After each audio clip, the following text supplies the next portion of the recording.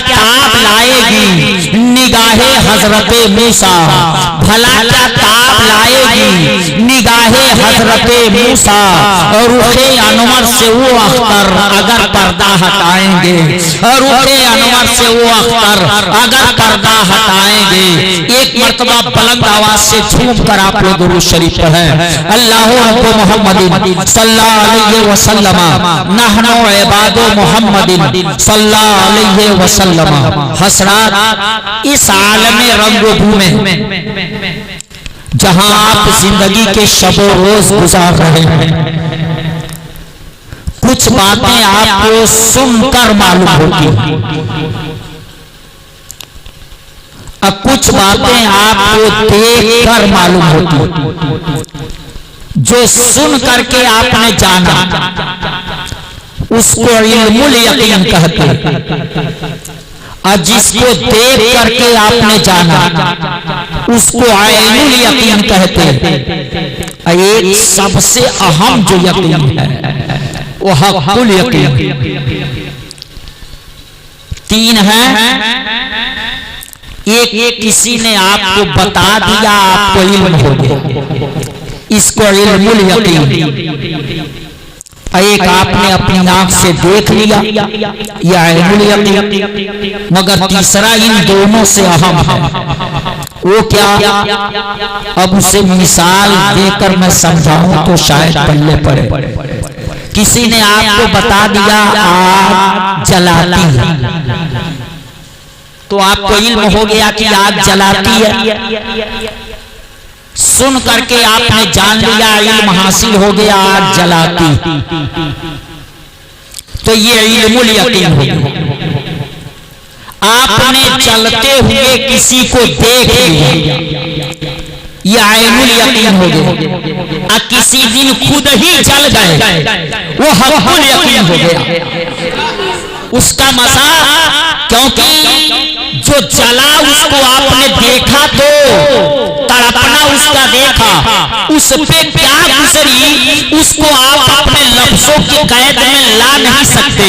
जैसे किसी शायर ने कहा है, मोहब्बत को समझना है तो ना से खुद मोहब्बत कर, मोहब्बत को समझना है तो ना से खुद मोहब्बत कर। किनारे से कभी अंदाज़े तूफान नहीं होता, किनारे से कभी अंदाज़े तूफान नहीं होता। साहिल पे खड़ा रहने वाला डूबने वाले को देखता है तो अपनी अक्ल से फैसला करता है। वो पानी के धारे के साथ ऐसे नीचे जा रहा था, ऐसे ऊपर जा रहा था, हथौले खा रहा था, ये सब बयान करता है। मगर उस पे क्या गुजर रही थी ये क्या जाने। अगर वो बच करके निकल जाए तो वो न बताए कि मुझ पे क्या गुजर रही थी। आपने किसी से सुन करके जान लिया आग जलाती है, वो इल्मुल यकीन है। आग से देख लिया जलते हुए किसी को, ये क्या है मुसलमानों, ये ऐनुल यकीन है, आग से देख करके जाना। मगर खुद किसी दिन जल गए, तड़पने लगे, तो वो हक़ुल यकीन है। ये तीन यकीन है, दूसरा इसमें ऐनुल यकीन देख कर। तो जो आदमी देख करके यकीन करता है वो सुनी हुई बात से ज्यादा मजबूती आती है कि नहीं? सुनी हुई बात से ज्यादा मजबूती आती है। तो आप इस आलमे रंगोभू में रोजाना देख रहे हैं, आने वाले भी आ रहे हैं, ऐसे दुनिया से जाने वाले भी जा रहे हैं। ये मैं बताऊंगा तब नहीं न इल्म होगा। ये तो आप अपनी आंखों से देखे हैं, और सिर्फ देखे नहीं, कितने लोग अपनी बाप को सुपुर्दे खाक कर चुके होंगे, कितने लोग अपनी दादा दादी को मनो मिट्टी के नीचे दबा चुके होंगे। बड़ा मजबूत यकीन है ना कि इस दुनिया में आने वाले आ भी रहे हैं, ऐसे दुनिया से जाने वाले जा भी रहे हैं। कुछ दिन के लिए इस दुनिया में आदमी आकर के ठहरता है। इसको अल्लामा नईमुद्दीन छपरवी अलैहिर्रहमान ने बड़ी खूबसूरत अंदाज में बयान किया था, और उन्होंने कहा था कि जो इश्क़े नबी में मस्त हुआ, क्या बात है उस मस्ताने की। जो इश्क़े नबी में मस्त हुआ, क्या बात है उस मस्ताने की। हर गामे खैरत की 100 मंजिल, वो शक्ल तो है दीवाने की। आया है मुसाफिर दुनिया में, जाएगा अकल। यही मैं कहना चाहता अल्लामा नईमुद्दीन छपरवी अलैहिर्रहमा, उनकी कब्र पे खुदा रहमतों की बारिश करे। उन्होंने कितनी प्यारी बात बता दी, आया है मुसाफिर दुनिया में, जाएगा वतन को आज या कल। उन्होंने कहा जो दुनिया में आया है ये मुसाफिर है, ये इसका वतन नहीं है मुसलमानों। चाहे वो सिवान का रहने वाला हो, चाहे गोपालगंज का रहने वाला हो, वो यूपी का रहने वाला हो या बिहार का रहने वाला हो, ये उसकी हस्बे मंजिल नहीं है मुसलमानों, ये उसका हकीकी घर नहीं है। अभी एक साहब नारा लगाए, बाद में पता चला सामने उनका घर है। मुझे बात याद आ गई, अभी दुनिया हकीकी घर को समझ ना सकी है मुसलमानों, ये हकीकी घर नहीं है। ये ना समझिएगा आदमी जहाँ खाता हो वो उसका घर हो, नहीं मुसलमानों। अगर जहाँ आदमी खाता है वो उसका घर हो जाए तो होटल आपका घर बन जाएगा। आदमी जहाँ सोता हो वो उसका घर बने तो रेलवे प्लेटफार्म आपका घर बन जाएगा।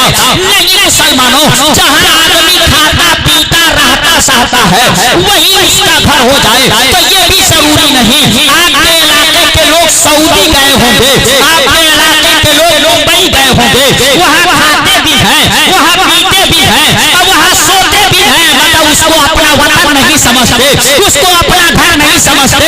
वो कुछ दिन के लिए वहाँ गए हैं। मुसलमानों, आपके लिए भी मौलाना नईमुद्दीन छपरवी कहते हैं, आया है मुसाफिर दुनिया में, जाएगा वतन को आज या कल। यानी कि उसका वतन नहीं है, इसका वतन कोई और है। अब पूछोगे वतन कहते किसको है, घर कहते किसको है, तो मुझसे सुनो, घर उसको कहते हैं जहाँ से किसी इरादे से आदमी निकले, किसी काम से निकले तो उस काम को पूरा करके फिर उसी में पलट करके आए, वही उसका घर हुआ करता है। अब आप पता लगाओ आप कहाँ से निकले हो और कहाँ आपको जाना है, तो जब पता लगाओगे तो पता चलेगा। हम सबके अब्बा आदम अलैहिस्सलाम जन्नत से आए थे और हमारी अम्मा भी जन्नत से आई थी मुसलमानों, और हम सबको जाना कहाँ है, जन्नत में जाना है। पता चला वहीं से आए हैं और वहीं हमको जाना है। इससे पता चला कि हमारा घर जन्नत है। सच कहा है किसी कहने वाले ने, इसके हमें मरना है मर जाएंगे, इसके हमें मरना है मर जाएंगे, अब उनकी उल्फत लिए हम गुजर जाएंगे। ये न पूछो कहाँ जाएंगे मर के हम, ये न पूछो कहाँ जाएंगे मर के हम। घर है फिर गौस में अपने घर जाएंगे, घर है फिर गौस में अपने घर जाएंगे। मुसलमानों, अब मुझे एक बात बताओ, हम चले वहीं से ना, रूहों की दुनिया से चले। वो एक दुनिया थी, जब तक रब चाहा हम वहां रहे। वहां से पुश्ते पेधर में आ गए, बाप की पीठ में आ गए। वो भी मेरे लिए एक स्टॉप था, एक स्टेशन था। जब तक रब चाहा हम वहां रहे, फिर उसका हुक्म हुआ इस दुनिया को छोड़ो। हम उस दुनिया को छोड़े, रह में मादर में आ गए, शिक में मादर में आ गए। वो भी मेरे लिए एक स्टॉप था, एक स्टेशन था। कुछ दिन वहां भी ठहरे, फिर एक दिन आया अल्लाह का हुक्म हुआ इस दुनिया को छोड़ो। हम उस दुनिया को छोड़ दिए, इस आलम में रंगोबू में आ गए। ये भी हमारे लिए एक स्टॉप है, एक स्टेशन है। जब तक रब चाहेगा हम यहाँ रहेंगे, फिर एक दिन आएगा उसका हुक्म होगा अब इस दुनिया को छोड़ो। हम इस दुनिया को छोड़ेंगे, कहाँ जाएंगे? शहरे खामोशा में गोरे गरीबा का पैबंद हमें बना दिया जाएगा। शहरे खामोशा में ये जिस्म बसा दिया जाएगा, मनो मिट्टी के नीचे ये जिस्म दबा दिया जाएगा। वहाँ हम रहेंगे। वो भी मेरे लिए एक स्टॉप है, वो भी मेरे लिए एक स्टेशन है, वो भी मेरे लिए एक दुनिया है। हम वहाँ रहेंगे, फिर एक दिन आएगा अल्लाह का हुक्म होगा अब इस दुनिया को छोड़ो। हम शहरे खामोशा को छोड़ेंगे, अपनी कब्रों से निकलेंगे, मैदान महशर में जाएंगे। वो अभी मेरे लिए एक दुनिया है। जब तक रब चाहेगा मैदान महशर में हम रहेंगे, फिर उसका हुक्म होगा अब इस दुनिया को छोड़ो। हम उस दुनिया को छोड़ेंगे। जब उस दुनिया को छोड़ने की बारी आएगी तो सिर्फ दो जमात नजर आएगी, एक जन्नत की तरफ जाएगी, एक जहन्नम की तरफ जाएगी। मुसलमानों सलाम अंदाजा लगाओ अब कहाँ से चले, कहाँ जाना है। मुसलमानों आलमे अरवाह से चले और रूहों की दुनिया को छोड़ा, पुश्ते पेदर में आए, पुश्ते पेदर को छोड़ा, रहने मादर में आए, रहने मादर को छोड़ा, आलमे रंगोबू में आए, आलमे रंगोबू को छोड़ेंगे, शाही खामोशा में जाएंगे, कब्रिस्तान में जाएंगे, जब उस दुनिया को छोड़ेंगे, मैदान महशर में जाएंगे, जब उसको छोड़ेंगे, इंशाअल्लाह हम जन्नत में जाएंगे, चाहे अपनी इबादत की बुनियाद पे ना जाए, रसूल पाक की शफाअत की बुनियाद पे जाए, मगर जन्नत में जाएंगे इंशाअल्लाह। मुसलमानों, तो सफर तो बड़ा लंबा होगा, मगर सवाल पैदा हुआ हम मरे कब? सवाल पैदा हुआ हम मरे कब? हम तो जगह बदल रहे हैं, ट्रांसफर हो रहा है, रूहों की दुनिया को छोड़ के पुश्ते पैदा छोड़ के रहमे मादर छोड़ करके आलमे रंगोबू इसको छोड़ करके कब्रिस्तान में, कब्रिस्तान छोड़ करके महशर में, महशर छोड़ करके जन्नत में, और जन्नत में खालिदीन फीहा होगा, यानी हमेशा हमेश के लिए उसमें दाखिला होगा। खुलूद एक होता है, एक दुखूल होता, खुलूद वहां बोलते हैं जहां दाखिल होने के बाद फिर आना न पड़े, बाहर निकलना न पड़े, उसे खालिदीन कहा जाता है। मुसलमानों, वहां खुलूद होगा, हम जन्नत में जाएंगे, हमेशा हमेशा रहेंगे, वहां मौत नहीं आएगी। तो हम मरे कब? हम तो जगह बदल रहे हैं, और जगह बदलने की बुनियाद पे किसी को मुर्दा कहा जा सकता? मैं यूपी पडरौना से चला था 2 बजे से पहले वहां, इस वक्त आपके वहां तो जगह बदल गई। क्या इसकी बुनियाद पे पडरौना वाले मुझको मुर्दा कह रहे होंगे? अब फिर यहाँ से मैं जाऊंगा, पडरौना पहुंच जाऊंगा, तो क्या इसकी बुनियाद पे यहाँ के लोग मुझको मुर्दा कहेंगे? नहीं ना, जगह बदला, ट्रांसफर हुआ, पडरौना से सिवान आया, पडरौना वाले मुर्दा नहीं कहे, सिवान छोड़ के पडरौना जाऊंगा तो सिवान वाले मुर्दा नहीं कहेंगे। पता चला जगह बदलने की बुनियाद पे कोई मुर्दा नहीं होता, तो हम भी तो जगह ये बदल रहे हैं, हम मरे कब? सवाल ये पैदा होता है, हम मरे कब? बड़ा अजीब मामला है मुसलमानों, ये मौत और जिंदगी को समझना। एक ने कहा नफ्स का चलना बंद हो जाए आदमी मुर्दा होता है, मगर मुसलमानों मैंने देखा है जब आदमी ये देखे दिल की धड़कन रुक गई है, लोग कहते हैं मुर्दा हो चुका है, सांस का रिश्ता मुनक़ता हो गया, लोग कहते हैं मुर्दा हो गया, मगर ये दुनिया के दानिश्वर कहते हैं, ये दुनिया के अक्लमंद कहते हैं, कुरान इसकी बुनियाद पे किसी को मुर्दा नहीं कहता, कुरान इसकी बुनियाद पे किसी को मुर्दा नहीं कहता। और अगर आपको यकीन न हो तो मैं आपको अभी दिखलाऊं, अभी आपको दिखलाऊंगा। मैं तारीखे करबला पढ़ रहा था, आप भी पढ़े होंगे, सुने होंगे, जानते। तारीखे करबला पढ़ते पढ़ते मैं पहुंचा तो एक जगह हमें तारीखे करबला ने दिखलाया कि करबला में एक लाशा पड़ा हुआ, जिस्म है करबला में, असर नहीं। अब तो आप लोग भी सब हुसैनी हो,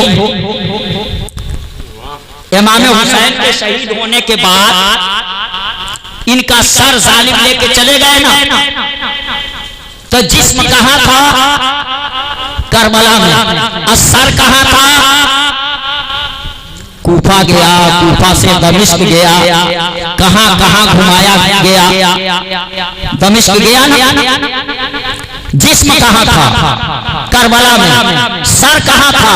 दमिश्क में। मुसलमानों, ऐसा लाशा देख करके दुनिया के अक्लमंद जिंदा कहेंगे कि मुर्दा? क्या कहेंगे? दुनिया के अक्लमंदों का फैसला बताओ। खुदा ना करे कि मिल जाए आपके इलाके में ऐसी लाश, मगर सुबह को इस इलाके में कहीं ऐसी लाश मिले कि पूरा जिस्म हो, सर न हो, तो इलाके भर के लोग क्या कहेंगे? उसको जिंदा की मुर्दा? क्या कहेंगे? मुर्दा कहेंगे ना। दुनिया के अक्लमंदों का फैसला मुझे भी याद था। तारीख करबला पढ़ते पढ़ते जब करबला की धरती पे आई से लाशों को मैं देखा कि जिस्म यहाँ है, दमिश्क है, तो आका ने कहा अक्लमंदों के फैसले से कहो ये मुर्दा है।